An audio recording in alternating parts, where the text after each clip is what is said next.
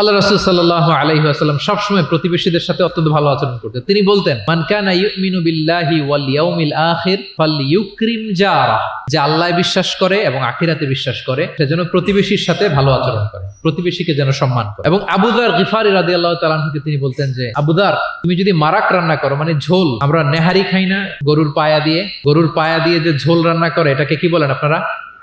নেহারি। তো তিনি বললেন যে, আবু যার, যখন নেহারি রান্না করবে, ঝোল জাতীয় কিছু রান্না করবে, পানি একটু বেশি দিও, যাতে তোমার প্রতিবেশীর সাথে তুমি শেয়ার করতে পারো। প্রতিবেশীর ব্যাপারে কতটা কনসার্ন ছিলেন তিনি। এবং তিনি বলতেন, লাইসাল মুমিন আল্লাযী ইয়াশবা ওয়া জারুহু জাইউন ইলা যামবি, সে ব্যক্তি মুমিন নয় যে নিজে পেট পুরে খায় কিন্তু তার প্রতিবেশীরা অভুক্ত থাকে, না খেয়ে থাকে। সে ব্যক্তি কখনো প্রকৃত মুমিন হতে পারে না। এবং মজার ব্যাপার হচ্ছে, ভালো আচরণের জন্য, সদাচরণের জন্য প্রতিবেশী মুসলিম হওয়া আবশ্যক নয়। রিপিট, আমি আবারও বলছি, ব্যাপারটা এমন না যে আমার মুসলিম প্রতিবেশী ভালো আচরণ করবো, আমার হয়তো বৌদ্ধ প্রতিবেশী বা হিন্দু প্রতিবেশী, এজন্য ওদের সাথে আমি ভালো আচরণ করবো না। ব্যাপারটা কি এমন না?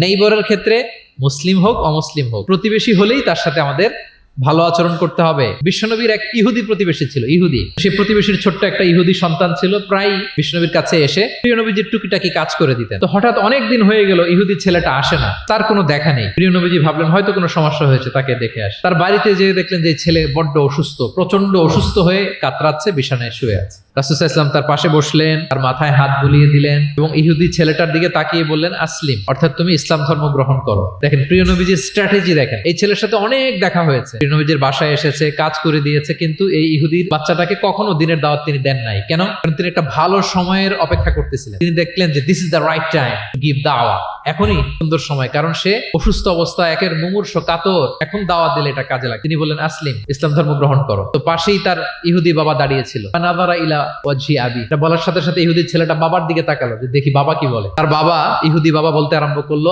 আতি আবুল কাসিম, মানে আবুল কাসিম যা বলে তুমি তাই শোনো। প্রিয় নবীজির প্রথম সন্তান হচ্ছে কাসিম। আমাদের দেশে হয় না যে বড় মেয়ের নাম ধরেন যে সুমাইয়া, তো বলে যায় সুমাইয়ার বাবা বলে না, বা ধরেন যে ছেলের নাম, বড় ছেলে আব্দুল্লাহ, বলে যায় আব্দুল্লাহর বাবা কোথায়। আরবেও এই প্রচলনটা ছিল। রাসূল সাল্লাল্লাহু আলাইহি ওয়াসাল্লামের প্রথম সন্তানের নাম ছিল কাসিম, তো ফলে ওনাকে ডাকা হতো কাসিমের বাবা। তখন পর্যন্ত আবুল কাসিম। ইহুদি বলে, ছেলেটাকে বলে, আতি আবুল কাসিম, মানে আবুল কাসিম যা বলে তাই শোন। এবার রাসূল সাল্লাল্লাহু আলাইহি ওয়াসাল্লাম দেখলেন যে এখনই তো সুযোগ, তিনি পড়তে আরম্ভ করলেন যে তুমি আমার সাথে সাথে পড়ো।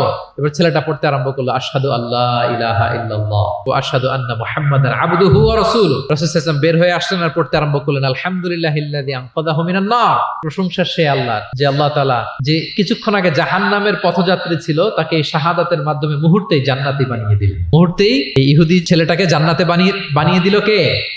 দেখেন প্রতিবেশীর সাথে প্রিয় নবীজির কেমন আচরণ, সবসময় প্রতিবেশীর খোঁজ রাখতেন। আমরা আমাদের আশেপাশে যারা আছে একটু যেন খোঁজ রাখি।